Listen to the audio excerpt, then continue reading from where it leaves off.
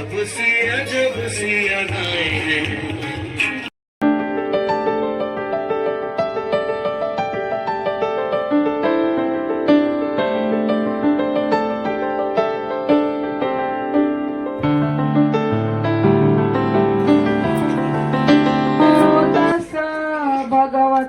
So कुठेही time waste न करता डायरेक्ट व्हिडिओला सुरुवात केलेली आहे आणि डायरेक्ट प्रवासाला सुद्धा सुरुवात केली. सो सकाळी सकाळी उठून स्वयंपाक वगैरे केला, त्यानंतर जेवण वगैरे केलं, घरचे सगळे कामं आवरून आम्ही निघालेलो आहो 11 वाजता गावी जाण्यासाठी. जसं की तुम्हाला आता 2-4 व्लॉगमध्ये तुम्ही बघितलं असेल की माहेरी जायचं सुरू आहे.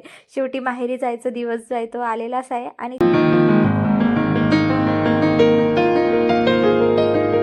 गावाला जाण्याचा प्रवास जो आहे ना तो 6 ते 7 तासाचा आहे. समोर बसून बसून मला खूपच जास्त झोप येत होती. म्हटलं चला मागे जाऊन मस्त इथे झोपून घेऊया निवांत. सो इथे मध्येच जे आहे ना डीमार्ट येतो, तर डीमार्टमध्ये उतरून काही स्नॅक्स वगैरे घ्यायचे होते मुलांसाठी आणि मायरासाठी जे आहे ना गाडी घ्यायची होती. आता मायरा कोण हे तुम्हाला समोर कळेलच.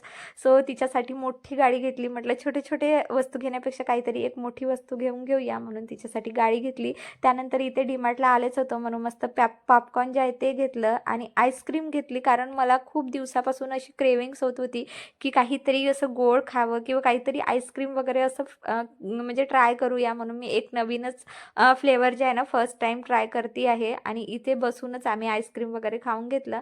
त्यानंतर हे सगळं म्हणजे यामध्येच आम्हाला 1 तास निघून गेला होता. त्यानंतर निघालो आम्ही माझ्या मम्मीकडे जाण्यासाठी. मध्येच असं झालं होतं की मम्मी अर्ध्यात आली होती, तिला काहीतरी काम होतं, सो तिलासुद्धा घेतलं. त्यानंतर इथे पोहोचलेला आहो माझ्या माहेरी. सो माझं माहेर गडचिरोलीवरून जे आहे ना 55 किलोमीटर आहे. आय डोंट नो तुम्ही या भागातले आहात की नाही आहात. सो हे विदर्भात येते. त्यानंतर इथे म्हणजे लॉयन्स मेटल म्हणून एक फॅक्टरी झाली आहे खूप मोठी. खूप खेडागाव होता, म्हणजे अक्षरशः या गावामध्ये कधी बससुद्धा आली नाही असा हा छोटासा गाव होता. या गावामध्ये खूप मोठी फॅक्टरी झालेली आहे आणि फॅक्टरीमुळेच मग माझे आईबाबा जे आहे ना इकडे शिफ्ट झाले. नाही तर माझे आईबाबा आधी गडचिरोलीला राहत होते, पण फॅक्टरी झाल्यामुळे माझ्या मोठ्या भावाला जे आहे ना इथेच बिझनेस करायचं होतं. सो त्याच्यासाठी इथे त्यांनी रेस्टॉरंट म्हणजे बांधून दिलेलं आहे. सो म्हणजे हा माझ्या बाबाचं मूळ गाव आहे, त्यांच्या बाबाचं गाव आहे. माझे बाबा जॉबवर होते त्यामुळे इथे कधी ते राहिलेच नाहीत. तर ते जे आहे ना गडचिरोलीला राहत होते. तर आत्ता रिटायरमेंट झाल्यानंतर त्यांनी इथे घर बांधलं, त्यानंतर इथे रेस्टॉरंटसुद्धा बांधलं. म्हणजे असं होते ना गावामध्ये छोटीशी फॅक्टरी किंवा छोटेसे तरी काहीतरी असं गावामध्ये 2-4 गोष्टी घडल्या की मग गावाची थोडीशी उन्नती जी आहे ना ती होत असते आणि या फॅक्टरीमुळे बऱ्याच लोकांची उन्नती या गावात झालेली आहे. जसं खूप मोठे मोठे शॉप आता इथे व्हायला लागलेले आहे. जसे इथे डाव्या साईडला तुम्ही बघू शकता खूप मोठा असा बेकरी शॉप झालेला आहे, केक शॉप झालेला आहे. खूप म्हणजे छान आहे. म्हणजे या गावाची खूप चांगली प्रगती होत आहे. म्हणजे मी लहानपणापासून बघत आहे ना, म्हणजे या गावामध्ये गावाच्या नावानुसार तो कोणी ओळखतच नव्हते. अक्षरशः बसेस वगैरे सुद्धा इथे येत नव्हते. जेव्हा अशा गावाची प्रगती होते तर तुम्ही त्या गावाची म्हणजे काय म्हणजे मेंटॅलिटी होऊन जाते ते तुम्ही समजू शकता. मला फारसं तेवढं काही सांगता येत नाही आहे. मी जसं म्हणजे मला आलं मनात तसं मी सांगून देते आहे.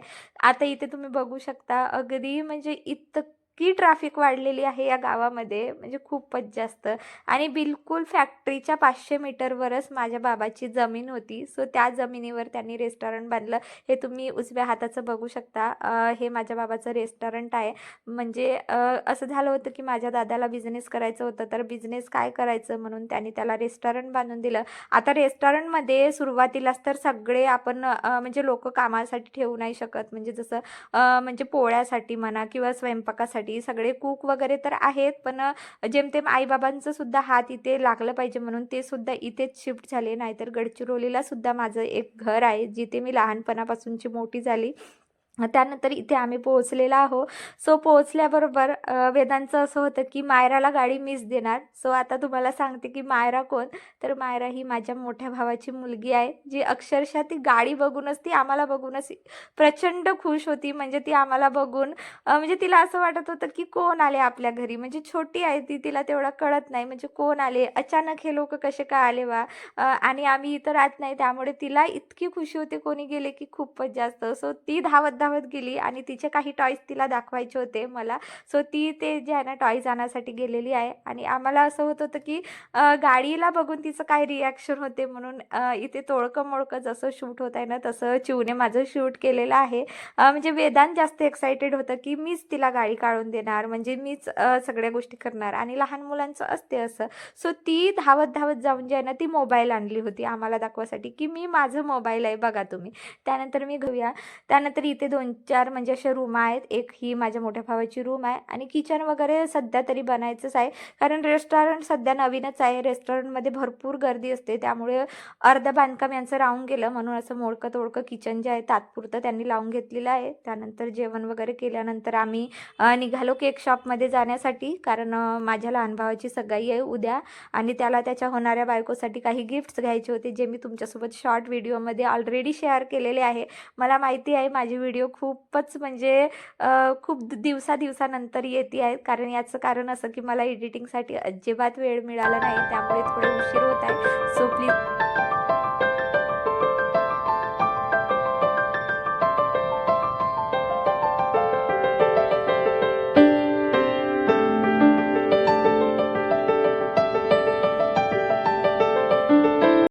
इथे हे चॉकलेटचे बॉक्सेस होते. म्हटलं आता तिला काहीतरी गिफ्ट द्यायचे आहे. केक वगैरे घेतं म्हटलं, पण आजपासूनचा केक घेऊन म्हटलं काही अर्थ नाही, म्हणून केकचा तिनेच ऑर्डर दिलेला आहे. सो आम्ही चॉकलेट्स घेतले आणि भरपूर वेळ आम्ही इथे एन्जॉय केलं. मस्त इथे बसलो, चहा पिली, कॉफी घेतली.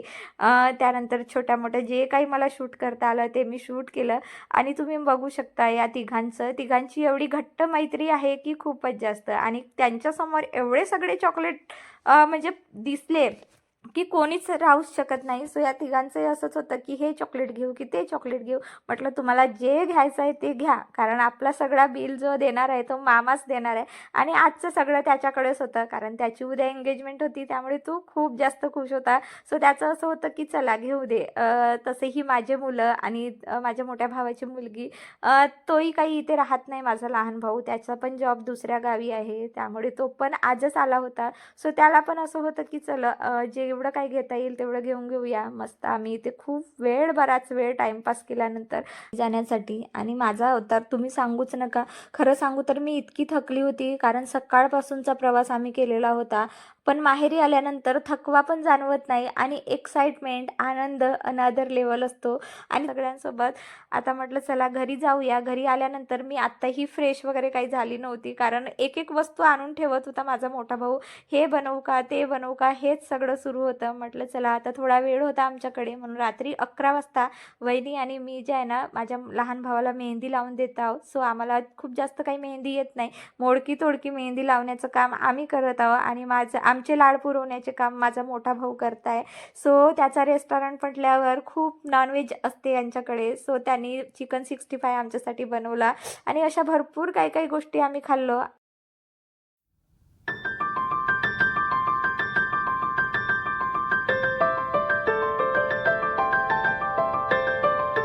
सो फायनली एंगेजमेंटचा दिवस आलेला आहे आणि डायरेक्ट आम्ही रेडी होण्यापासूनच व्हिडिओ सुरुवात केली.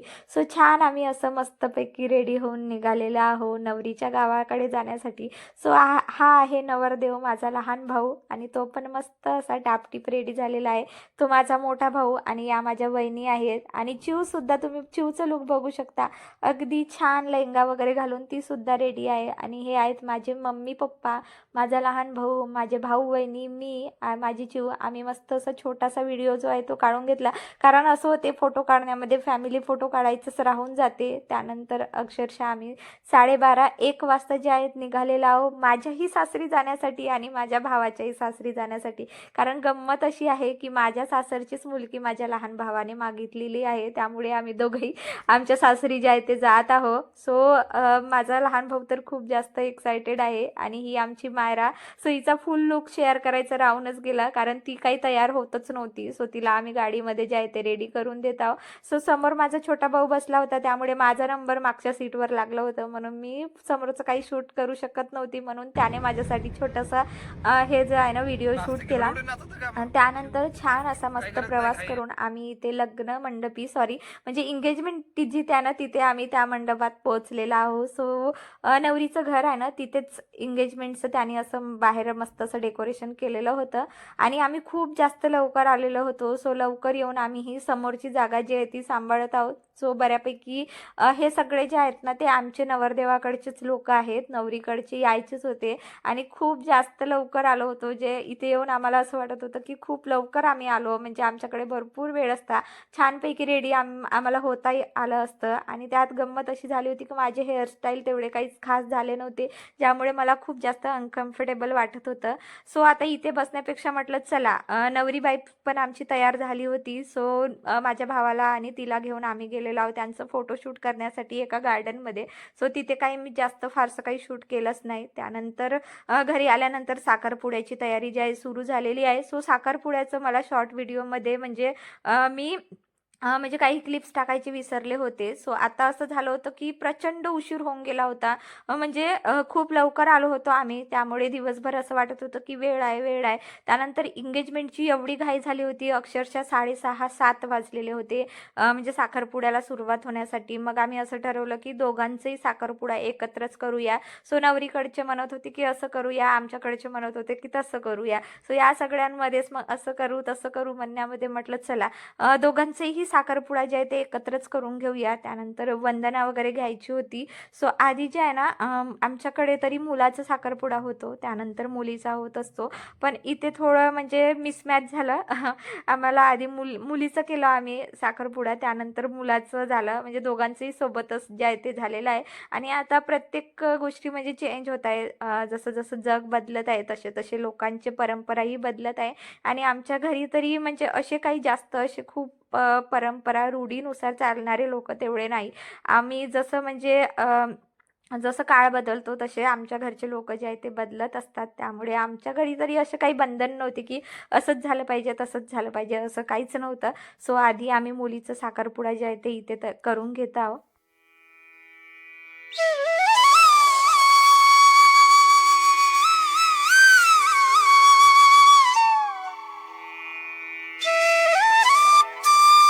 त्यानंतर दोघांनाही जे आहे ते इथे कपडे एक्सचेंज करायचा प्रोग्राम जो आहे तो सुरू आहे. ॲक्च्युली नवरीचे कपडे आम्ही घेतलेले होतो आणि नवरदेवाचे त्याने घेतलेले होते. सो नवरीला रेडी करायला पाठवून दिलं. त्यानंतर माझ्या भावाचा इथे कार्यक्रम जो आहे तो झालेला आहे आणि या दोघांनाही घेऊन मी आलेली आहे, म्हणजे घरामध्ये आलो आम्ही. त्यांना चेंजिंग करायची होती, माझ्या भावाला सुद्धा कपडे चेंज करायचे होते.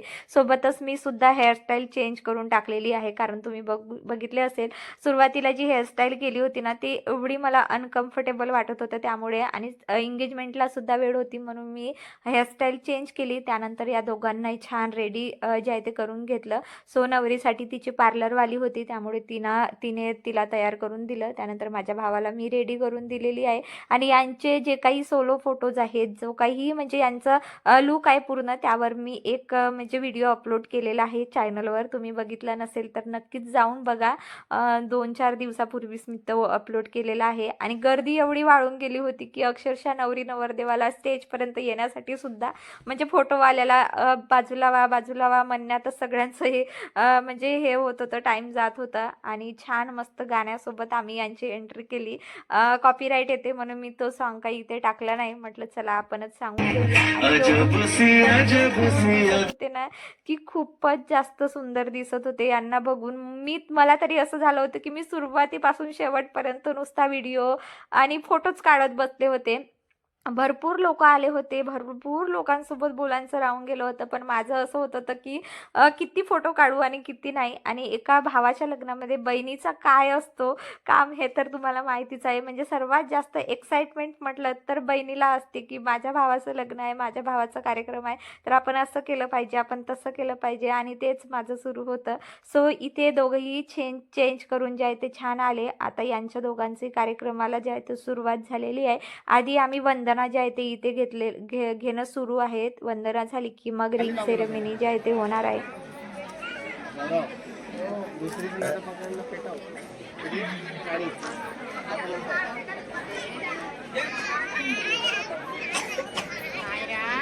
झाली.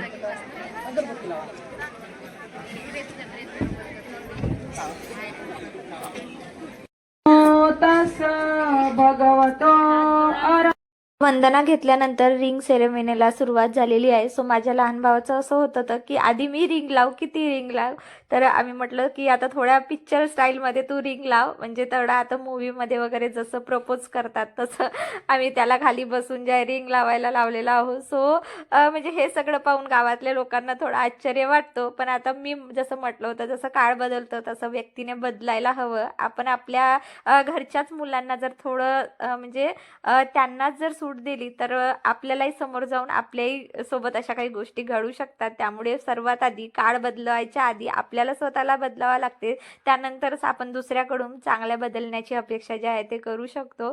सो इथे छान दोघंही एकमेकांना रिंग लावून घेतलं. म्हटलं चला यांचा छोटासा रील्स जो आहे तो शूट करून घेऊया. म्हणून आजूबाजूला छान असे मस्त झाड लावलेले होते, जे बघूनच इतकं प्रसन्न वाटत होतं मन की खूपच जास्त.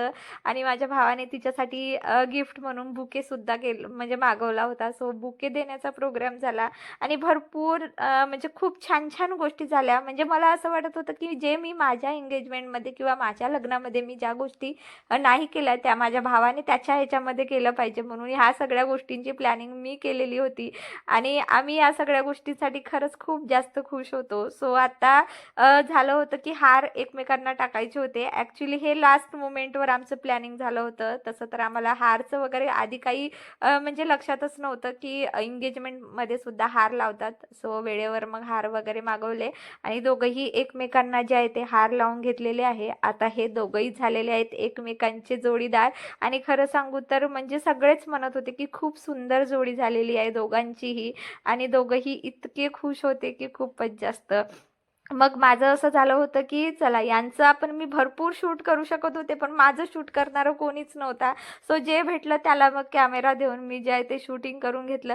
बऱ्याच व्हिडिओमध्ये माझा स्वतःचाच व्हॉईस खूप जास्त रेकॉर्ड झालेला आहे, त्यामुळे मी खूप म्हणजे व्हॉईस ओव्हर देते आहे. कारण मीच खूप जास्त बडबडत होती असं मला वाटत आहे की कॅमेरावाल्याला सांगत होती की असं शूट कर तसं शूट कर आणि भरपूर म्हणजे व्हिडिओमध्ये माझाच व्हॉईस खूप जास्त आहे. त्यानंतर शेवटी म्हणजे केक कटिंगचं कार्यक्रम जे आहे ते सुरुवात झालेला आहे आणि मायराला तुम्ही बघू शकता केक बघितल्याबरोबर ती काही त्यांच्या दोघांजवळून सारखतच नव्हती अजिबात. म्हणजे तिला असं वाटत होतं की म्हणजे अंकलचा बर्थडे आहे, हॅपी बर्थडे आहे, त्यामुळे ती स्वतःच जाऊन त्यांच्या मध्ये मध्ये जे आहे ते करत होती. सो आता यासोबत मस्त असं केक कटिंग सुद्धा आम्ही जे आहे ते करून घेतलेलं आहे.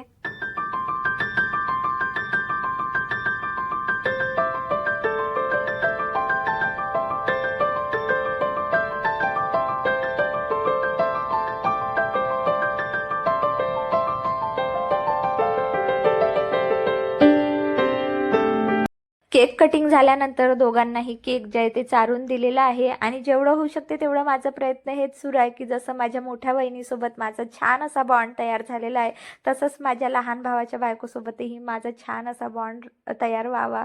म्हणून माझी हीच अपेक्षा आहे की दोघंही खूप खुश राहावा. आणि आता हे दोघंही जे आहे म्हणजे यांच्या जीवनाची आयुष्याची सुरुवात झालेली आहे.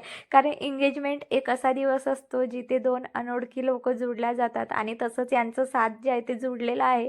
आणि माझं हेच म्हणजे अपेक्षा आहे की दोघंही आयुष्यभर खुश राहावं. लवकरच लग्नाचा व्लॉगसुद्धा येईलच 2-4 महिन्यानंतर. आता मस्त प्रोग्राम सगळे झाले होते. केक कटिंग झाल्यानंतर फॅमिली फोटो सेशन सुरू झालं. सो हे माझे जाऊ भासरे आहे, त्यांच्यासोबत एक फॅमिली फोटोशूट केला. त्यानंतर बरेच लोक होते, सगळ्यांसोबत फोटोशूट करता करता रात्रीचे 10-11 जे आहे ते वाजून गेलेले होते. आमचे सिंगल फॅमिली फोटोशूट व्हायची होती. सो वेदांतचं या फोटोशूटमध्ये वेदांत दिसतंय. वेदांतला फारसं तेवढं शूटिंग काही आवडत नाही, त्यामुळे तो बऱ्याच व्हिडिओमध्ये नसतोच. सो असं फायनल एक फोटो घेऊन घेतला सगळ्यांचा आणि मस्त जेवणासोबत व्हिडिओचा सुद्धा एंड करते. चला भेटूया आपण पुढच्या व्लॉगमध्ये. तुम्ही स्वतःची काळजी घ्या. So bye friends, have a good day.